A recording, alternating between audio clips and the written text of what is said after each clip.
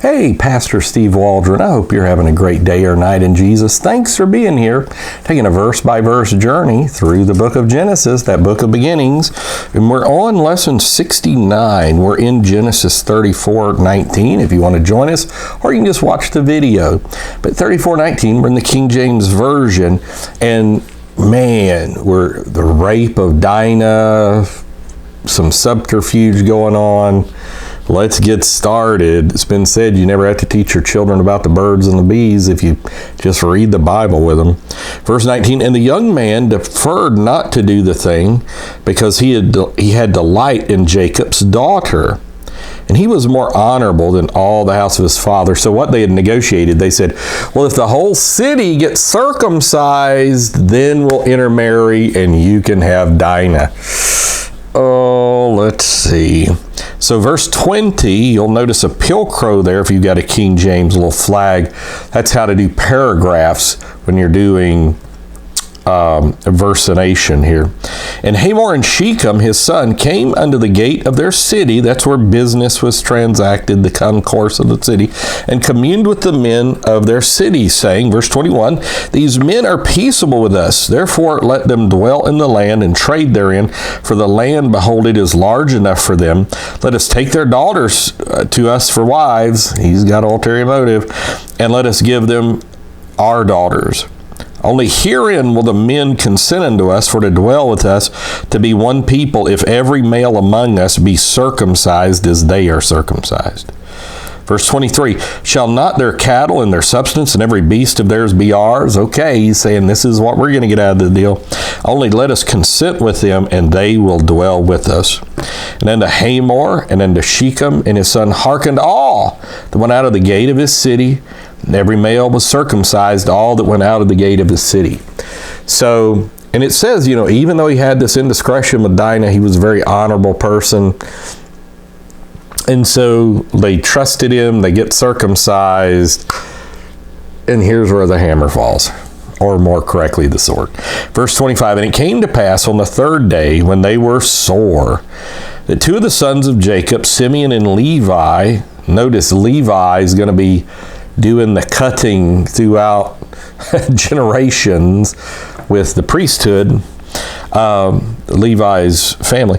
Dinah's brethren took each man his sword and came upon the city boldly and slew all the males. So they're sitting there in agony and pain after circumcision.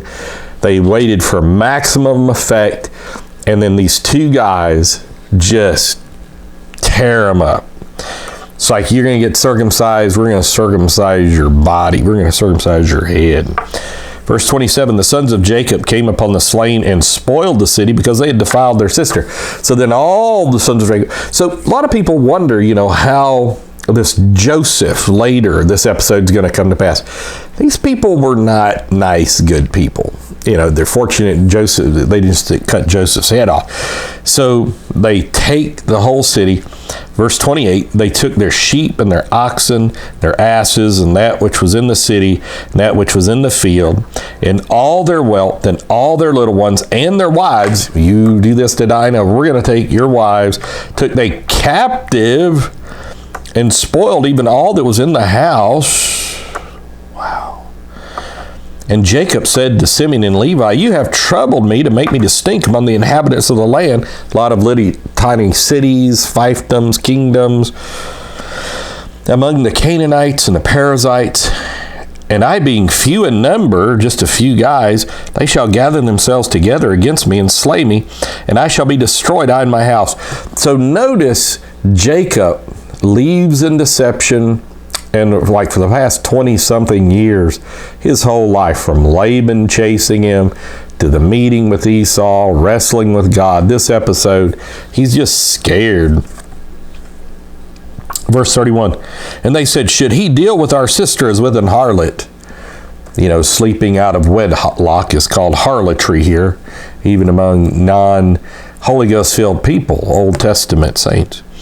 So verse 1 of chapter 35, we won't go too far into this. And God said unto Jacob, arise, go up to Bethel, the house of God, and dwell there. That's where he had the dream, Jacob's ladder. and make there an altar unto God that appeared unto thee when thou fleddest from the face of Esau. It's kind of like you saw the face of God, the face of Esau.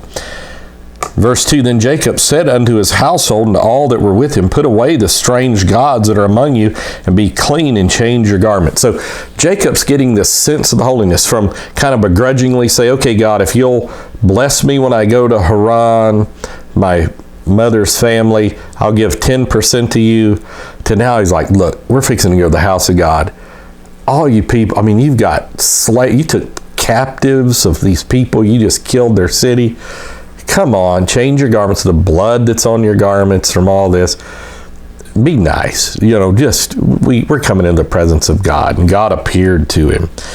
And God appeared to Jacob a lot during the course of his life. It'd be interesting to me, and I haven't done this, to see, and I'm sure somebody has, like H.L. Wilmington or somebody, how many times God appeared to Jacob as opposed to Isaac and opposed to Abraham. And even Noah, because he appeared a lot. Maybe even David. Moses, though, he dwelt in the presence of God and all this.